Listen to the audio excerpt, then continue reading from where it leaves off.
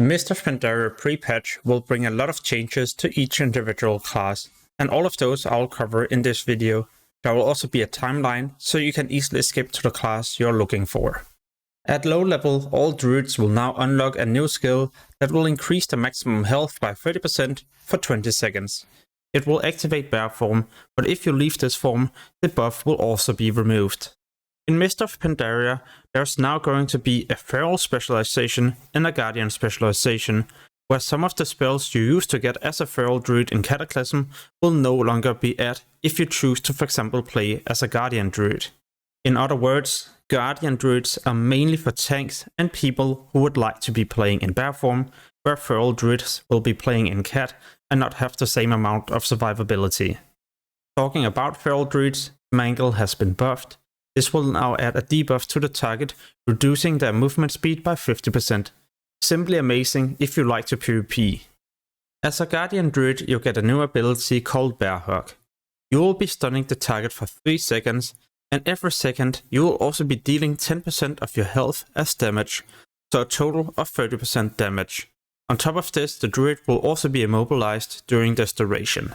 3 of our bear form abilities has been removed, and this is even though you specialize into guardian. When you are playing tank, you can't swap into cat form and use your Shred and Savage War, as these 2 abilities has been removed from your spellbook. So simply just forget about swapping into cat form to deal damage. It's better just to stay in bear form. And for those of you wondering about what mastery provides to a guardian druid, it's going to be increased armor. And as a feral druid, it will increase the damage done by your bleeds. But what about resto druids? What massive changes can we expect?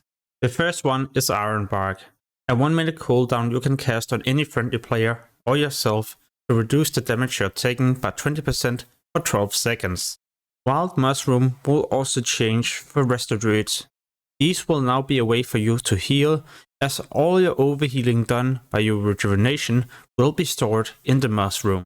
The moment you have stored a decent amount of healing, you can then recast the mushroom close to many nearby allies. Next, you detonate this to be doing a lot of AoE healing. The last thing I would like to cover as a resto druid is the passive Killer Instinct. 100% of your intellect is also being turned into agility when you swap either into cat or bear form, so you can do some decent damage in these forms as you're leveling up as a resto druid. On top of this, you also get this passive as a balanced druid.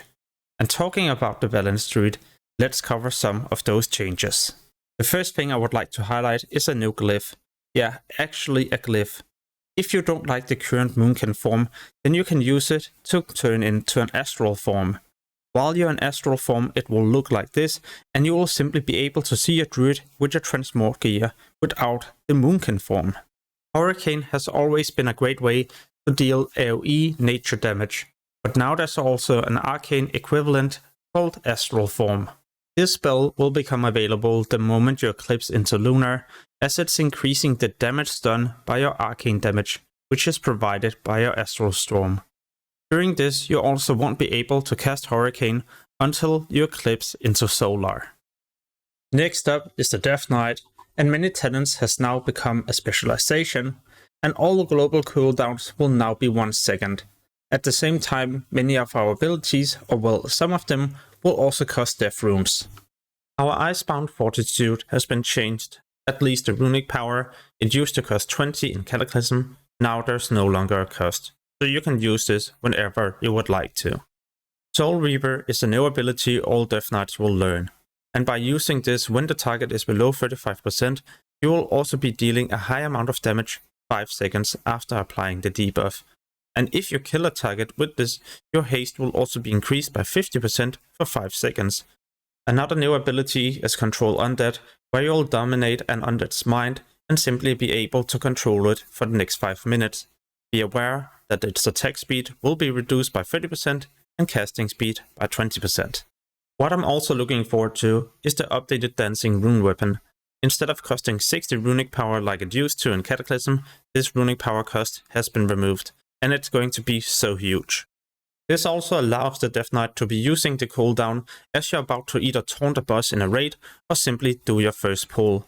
and when you combine it together with this glyph, well, then your threat generation is also increased by 100% while your dancing rune weapon is active. Death strikes can no longer be parried, which is pretty useful in the beginning when you're lacking a lot of expertise and hit, but be aware it can of course still be dodged. The duration of our damage over time abilities, Blood Plague and Frost Fever, has been increased up to 30 seconds, and it's still doing damage every 3, but it's going to be a bit easier for you to control these and make sure you have enough time to also spread these. Our Horn of Winter has been changed in Mist of Pandaria. This now only increases attack power by 10%, when in Cataclysm it used to increase strength and agility, which in my opinion were a bit better. Unholy Presence now grant 10% flat haste, when Cataclysm it increased your attack speed, but also rune regeneration by 10%. And back then, it also reduced the global cooldown of your abilities by 0.5. Scent of Blood has changed. Successful dodge, parries and main hand auto attacks have a chance to increase the healing done by your next death strike by 20% and also allow it to generate 10 runic powers. It can stack up to 5 times, allowing you to successfully do 100% additional healing and generate 50 runic power. Sadly, the cooldown of our Mind Freeze has been increased from 10 up to 15 seconds, but the good change is that it no longer costs any runic power. Dark Simulacrum has been changed. It should now apply to all spells in the game, or well, pretty much all spells in the game, because if a Paladin is now using a Divine Shield, it will still not be something you will copy to your own Death Knight. In Cataclysm, Bone Shield used to increase the damage you did while this were active. It has been removed, but what has also been removed is the rune cost when you activate the skill. And the cooldown of your raise dead has been decreased from 3 minutes down to 2 minutes. Next up, the Hunter. In Cataclysm, you only had to focus on hit, but in Mist of Pandaria, you will now also need to focus on achieving a decent amount of expertise to make sure your ranged attacks are not being dodged. This is why some of your PvP equipment will also provide this stat. But the good thing is that since you're using ranged attacks, your attacks cannot be parried, and therefore you won't need to be behind the target. Another major change is that now you'll only be using a ranged weapon. You would not like to equip melee weapons, as you will then not be able to use your gun, bow or crossbow. Another positive change is that now you can shoot at no matter what range, even if you were for example in melee range. This is honestly such a massive change, and it makes the Hunter gameplay even easier, as you don't really have to focus on using melee abilities. In Cataclysm, Rapid Fire was a 5 minutes cooldown. In Mist of Pandaria, it has been reduced to 3 minutes. Your Revive Pet is also going to be casted a lot quicker, and this is no matter the specialization, so it's not like you have to play as Beast Mastery. But talking about a BM Hunter, Kill Command now has a 25 yards range instead of 5 yards like it used to be. This allows your pet to deal a decent amount of damage even before reaching the target, and remember you can always increase your pet's damage by activating your Bestial Wrath. Instead of having a 2 minutes cooldown, it now only has a 1 minute cooldown. As a BM Hunter, you will get this new passive, Beast Cleave. Every time you use your multi-shot, your pet will also be dealing damage to any nearby enemies, and this will last for 4 seconds, but the good thing is that your multi-shot has no cooldown, so you can simply just keep activating this to cleave with your pet. As Marksman, there's going to be a minor change to Chimera Shot.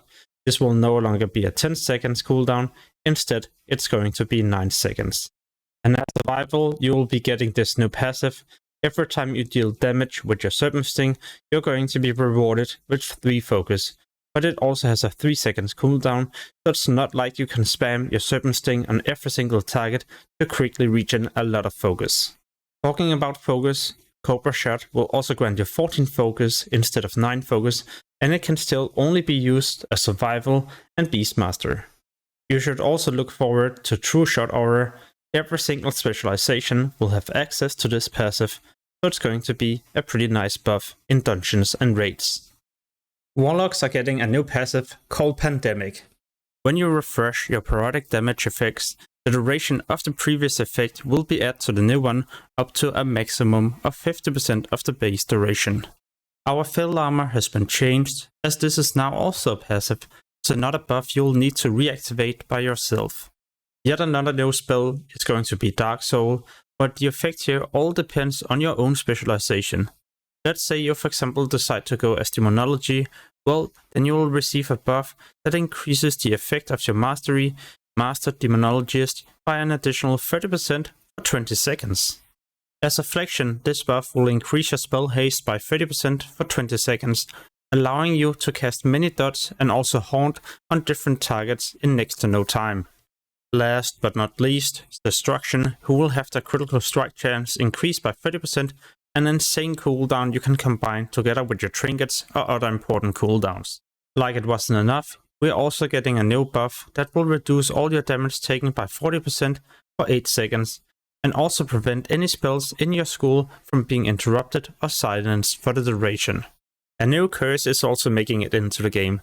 The target's physical damage will be reduced by 10% and their casting speed by 50%. It will be less on PvP players and of course also on dungeon and raid bosses. We are also getting new resource bars, or well, one resource bar, but it all depends on your specialization. Let's say you go with Destruction, then you will be learning the passive Burning Embers. And these Burning Embers you can use to cast different spells, but you will also need to use other spells in order to recharge these Burning Embers. For example, Incinerate or Immolate. And if these spells crit, then you will be recharging twice as much Burning Embers. You also use Burning Embers to be casting your Chaos Bolt.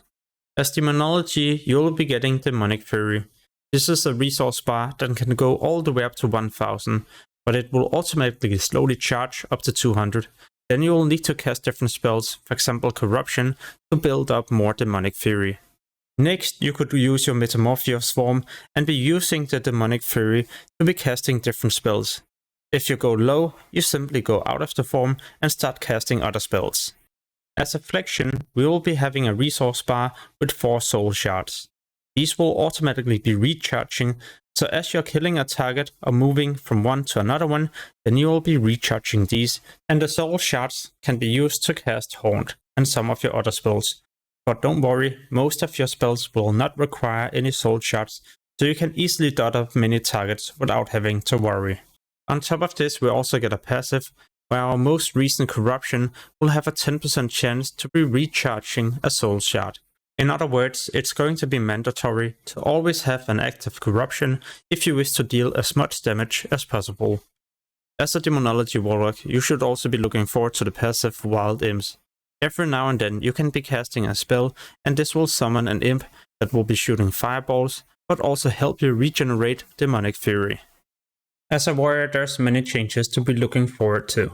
In Cataclysm, you got yourself a debuff whenever you activated Recklessness. This increased your damage taken by 10%, but the debuff has been removed in Mist of Pandaria.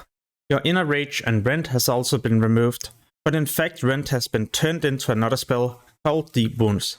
You can apply Deep Wounds to the target by either using Bloodthirst, Mortal Strike or Devastate, and later on you will also learn yourself a new passive called Blood and Thunder.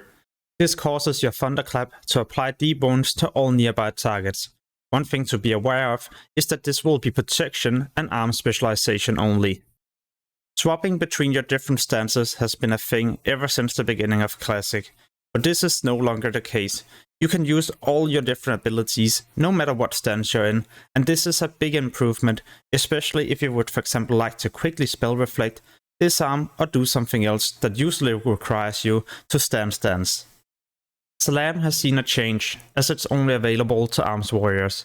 You can activate your sweeping strike and continue to use your slam, and that way also deal a bit of damage to all nearby enemies within 2 yards of the current target. Good news is that you will no longer need to acquire yourself a ranged weapon, as this has been removed as a warrior. Instead, what you will do is just to use your throw ability. As a fairy warrior, your Raging Blow has been changed. It no longer has a cooldown, but the bad thing is that you will also need to be enraged before you can use this skill. Earlier in the video I mentioned Bloodthirst applying Deep Wounds, but what has also been changed is that now it generates rage instead of costing rage. Berserker Rage has been improved and increases the damage you do by 10% for 6 seconds. This you can then combine together with for example a cooldown like Recklessness or your trinkets. In Cataclysm, Battle Shout increased everyone's agility and strength. Instead, it will now grant a total of 10% attack power. The sad news is that this has definitely been nerfed, but the good thing is that it still generates 20 rage.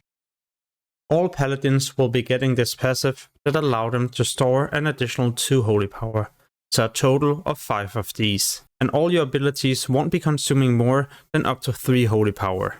All auras has been removed in Mist of Pandaria, and the bar has instead been replaced with different seals you can activate. All Paladins will also be getting a new spell, Blinding Light, no matter your specialization. It will disorientate all enemies within 10 yards of the Paladin for 6 seconds, and this you can then follow up with another CC, for example Hammer or Fist of Justice. Your Divine Shield has got a new visual effect, making it a lot easier for other people to track that you're using this cooldown, just in case they have to heal many different targets. And your Blessing of Kings will no longer increase the target stamina by 5% or their resistance, but it will still increase their strength, agility and intellect. And our Blessing of Might now increases the target's mastery instead of attack power and mana regen. The cooldown of our interrupt has also been increased from 10 seconds up to 15 seconds. Hammer of Wrath has received a minor change. It's still doing the exact same, but the icon has been changed. You'll learn Devotion Aura no matter your specialization. Activating this cooldown will make you immune to silence and interrupt effects for the next 6 seconds. And during this duration, you will also have all your magic damage taken reduced by 20%. Your mobility as a Retribution Paladin is going to be a lot easier with this new spell that has no cooldown. It will free you from one movement impairing effect, and you can just spam this over and over.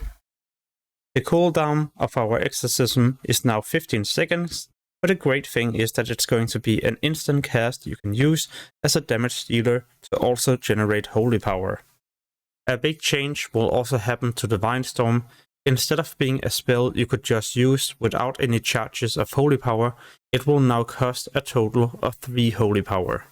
But at least it will be easier to generate holy power with this new Art of War passive.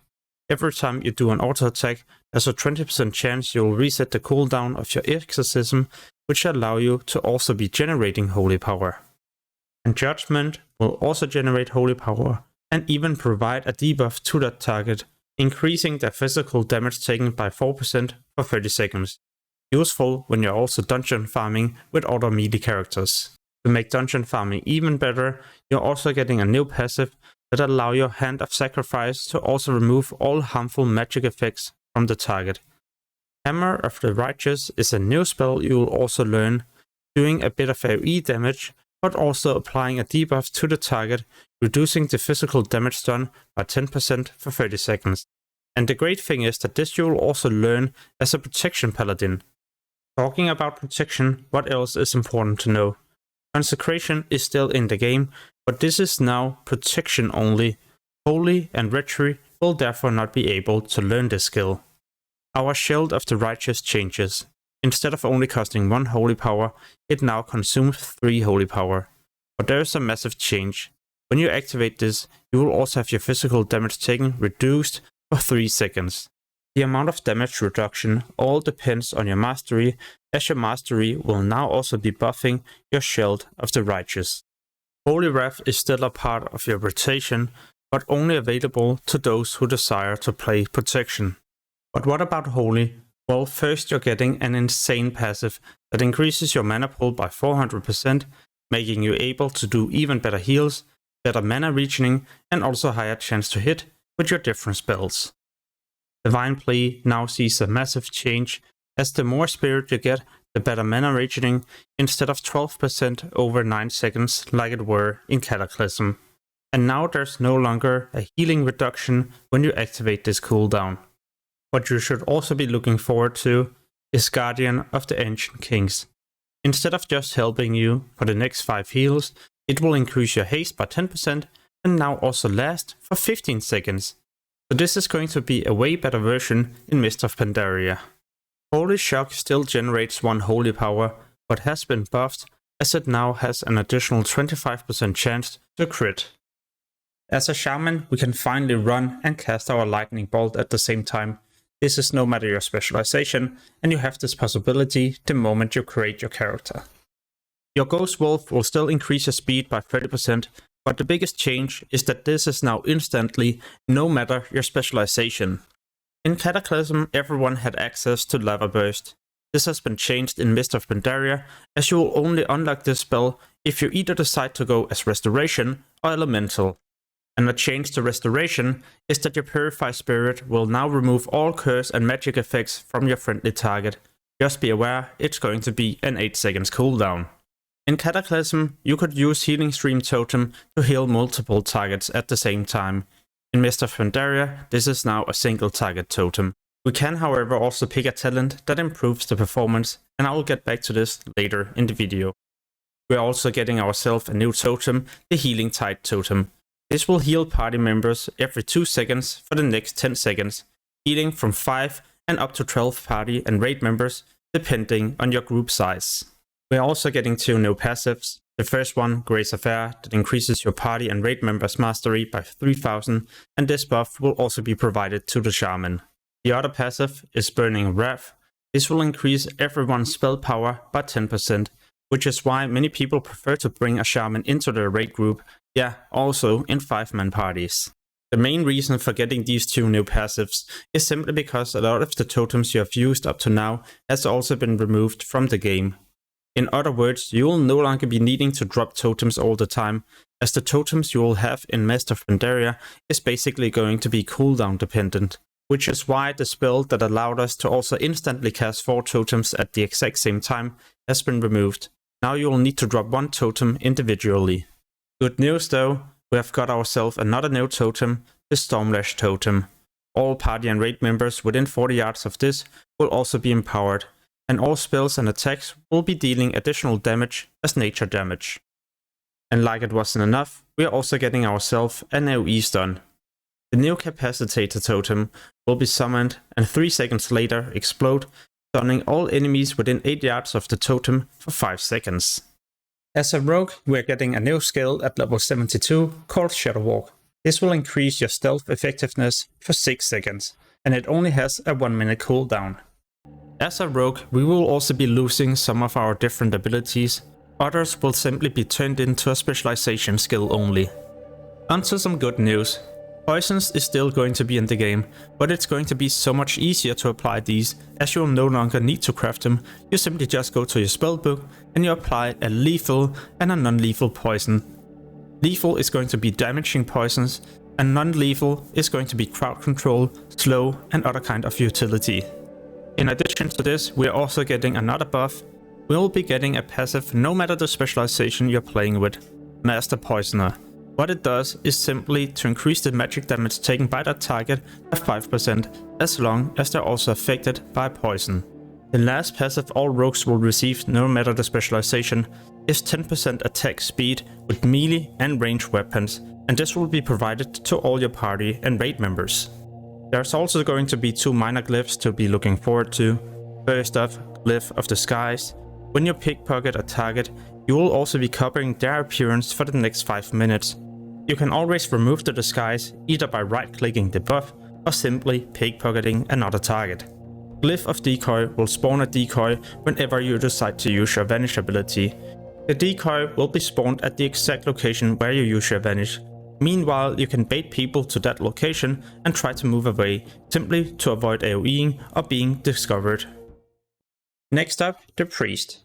At level 30, Holy and Disciplined Priest will unlock a new spell called Void Shift. It will swap your health with your targets. So let's say you're for example at 100% health and your target is at 50%, well then both of you will be swapping. It also works the other way around, so if you're low health, well then you can swap with another target with more health and that way be healed instantly. The cooldown of our Shadow Fiend has been reduced from 5 minutes to 3 minutes. Hymn of Hope is still available to all the different specializations, but your Divine Hymn has been changed. This is only available to Holy Priest, so it's not going to be something you could for example use as a shadow to heal all your different raid members. The mana cost of your Light Will has been reduced, but the cooldown is still the exact same. As a Disciplined Priest you get a completely new spell, Spirit Chill. Instead of healing the targets for the next 10 seconds, you will instead be stacking absorption shields. Yeah, you can continue to improve the shield as long as you just continue to spam heal the target, and this shield will last for 15 seconds. In Cataclysm, Atonement used to be a talent you had to pick in the discipline tree, but this time around it will be learned by default the moment you reach level 60, so you will no longer have to decide if it's going to be a talent you would like to pick or not. In my opinion, the biggest change to Discipline Priest has to be Penance. Not because of the cooldown being reduced or the mana cost, no, simply because we can get ourselves a new glyph that allow us to be moving and casting Penance at the same time to either deal damage or heal a target. Chakra is still on a 30 seconds cooldown, but the different benefits or buffs has been changed, some of them even been improved. So if you'd like to use this, well, then you should definitely also be looking forward to the upcoming changes. As a Shadow Priest, you will have a new resource bar, Shadow Orbs. These you generate by either casting Mind Blast or Shadow Word Death. You can have a total of 3 Shadow Orbs, and the more Shadow Orbs, the greater effect on your Devouring Plague, as you will need Shadow Orbs to be casting different abilities, such as your Physic Horror.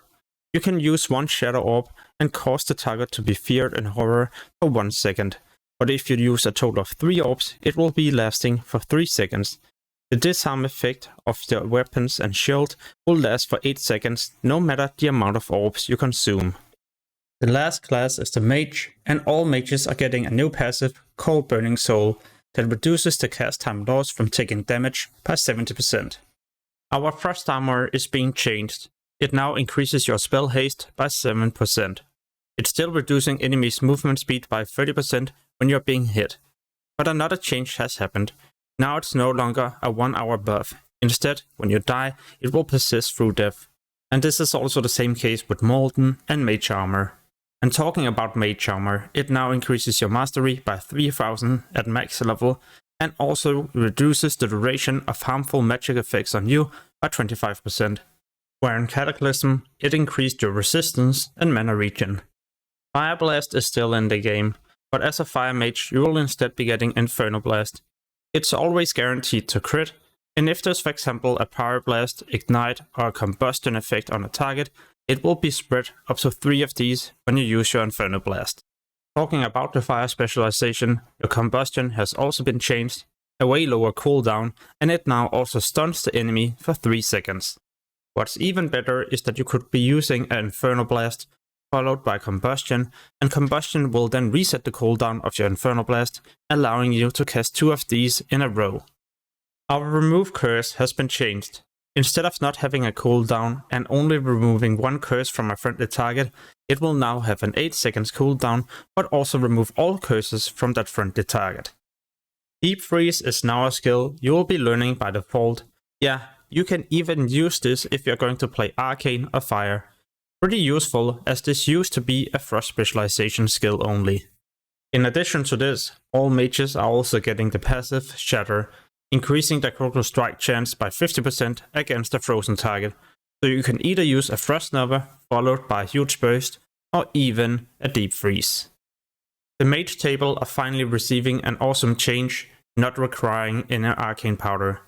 So when you're going to do dungeons, raids, or maybe even PvP with this class, well, then there's no longer an excuse for not being able to summon the table. In Cataclysm, our Arcane buff increased our mana, but also spell power by 6%. In Mist of Pandaria, this is now 10%, but instead of increasing your mana, it now increases your critical strike chance by 5%. A new glyph I'm looking so much forward to is Glyph of Illusion. You'll be taking a look of someone else close to you, whether it's going to be a friendly or hostile target. Holy MOP has received a small change. Instead of being able to be casted up to 35 yards, this is now 30. And our Ring of Frost has been removed from your spellbook. Instead, this is no longer learned by default, but you will need to pick this as a talent at level 45. I'll get back to the talents in just a moment. Talking about remove spells, Flame Orb has also been removed by default. Onto some good news, we are getting yet another passive, Nether Attunement. As you're getting more haste, your mana regen will also be improved. And while we're at the good news, Flowfall no longer requires Light Feathers or the glyph to be used. No, you can simply cast this whenever.